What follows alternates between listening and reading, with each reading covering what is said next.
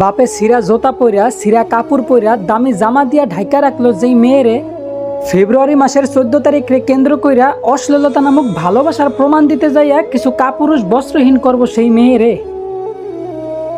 তো বলি ধর্ষকের বিরুদ্ধে আর প্রতিবাদ কইরা লাভ কি? একটা মেয়ে ধর্ষিত হওয়ার জন্য তার ইচ্ছাটা যথেষ্ট নয় কি?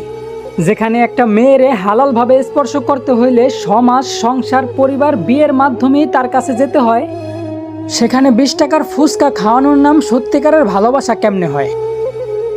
তো বেশি কিছু বলার নাই, শুধু বলবো আল্লাহর লানত পড়ুক ওই সমস্ত মেয়েদের উপর যারা ইসলাম ধর্মের মেয়ে হওয়া সত্ত্বেও নিজেদের সম্মানটারে কখনো বুঝে নেই।